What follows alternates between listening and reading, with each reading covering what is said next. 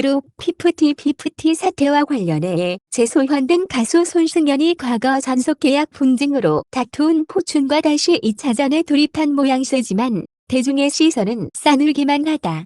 피프티 소속사 어트랙트 측이 피프티 멤버들을 빼가려는 우부 세력으로 더기버스 측을 지목한 가운데 손승연도 과거 소속사였던 포춘과 법적 분쟁 뒤 한성일 대표가 이끄는 더기버스로 회사를 옮긴 사실이 재조명되는 중이다. 특히 피프티 분쟁과 유사하다는 지적과 함께 손승연과 더기버스 측을 향한 공분도 커지고 있다.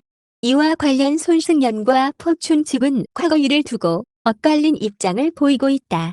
더기버스 측은 손승연이 포춘 측으로부터 정산금을 받지 못해 전속계약이 합법하게 해지됐다는 입장이지만 포춘 측은 신인에게는 파격적으로 5 수익을 나누는 전속계약 의무를 이행했고 포춘이 정산 의무 이행을 전혀 하지 않았다는 더기버스 측의 주장은 100% 거짓말이라고 맞서는 중이다.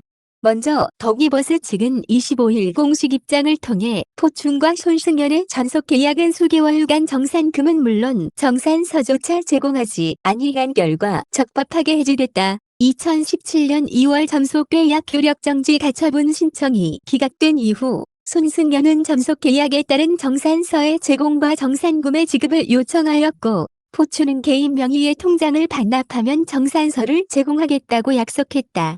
그러나 포춘은 약속과 달리 개인 명의 통장을 수령하자 잔액을 인출하여 간 이후 정산서도 제공하지 않고 정산금도 지급하지 않았다고 했다.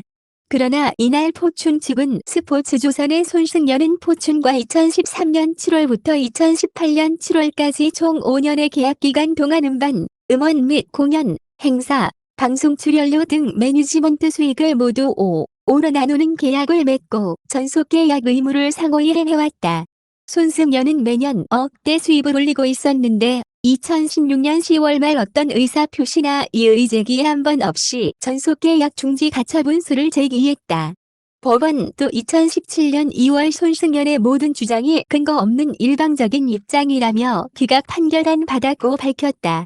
이어 더기버스 측의 2017년 4월 포춘, 이진영 대표, 은 손승연을 상대로 손해배상 소송을 제기하였는데 위 손해배상 소송은 전속계약 해지를 전제로 하는 까닭에 결국 소속사 포춘 스스로 계약 해지를 인정하였던 것이라는 주장에도 입장을 밝혔다.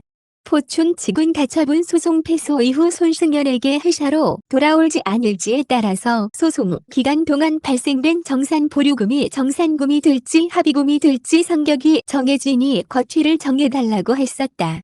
그러나 손승연이 2달 동안 거취에 대한 확답 없이 정산금만 달라고 독촉해서 손해배상 청구 소송을 제기하게 된 것이라고 설명했다. 2017년 8월 2차로 손승연이 제기한 연예활동방해금지 가처분이 인용되고 이후 포춘은 가처분 결정에 대해 항고했지만 고등법원이 포춘의 항고를 기각하면서 손승연의 주장을 모두 인용한 바 있다. 당시 양측은 전속계약과 관련한 어떤 채권, 채무 관계도 존재하지 않음을 서로 확인한다고 합의하고 수를 종결했다.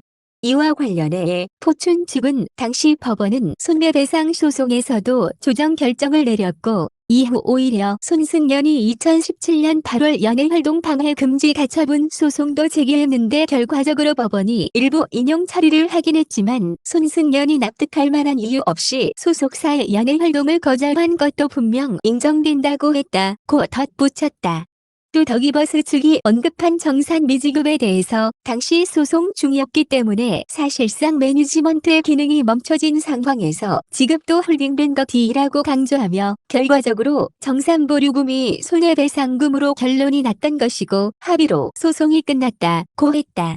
이어 포춘 소속 당시 손승연이 성대 폴립이 발병했지만 지나치게 무리한 일정을 소화해야만 했어야 했다는 더기버스 측의 주장에는 보디가드는 해당 15곡 가까운 곡을 혼자 불러야 하고 주 3물결 4회 이상 무대 위에 올라가야 하는 작품이라 포춘은 성대결절을 우려해 손승연에게 출연하지 말 것을 강력하게 권유했지만 손승연이 출연을 결정했다고 반박했다. 마지막으로 포춘과의 전속계약 가처분 분쟁에 한성일 대표의 어떠한 개입이 없으며 피프티 상황과도 전혀 관련이 없다는 더기버스츠의 입장에는 안성일 대표 소속 회사 매니저가 손승연과의 손해배상 소송 당시 증인으로 출석하기도 했다. 당시 안성일 측 매니저들이 손승연 스케줄 매니지먼트를 도와준 것으로 확인했다라고 했다. 과거 전속계약 분쟁 당시보다 약 5년이 지난 현재 해당 사건은 더 뜨거운 화제거리로 통하고 있다. 일각에서는 손승연이 피프티로 과거 전속계약 분쟁이 재조명돼 피프티가 야속할 것 같다는 우스갯소리도 나오는 상황이다.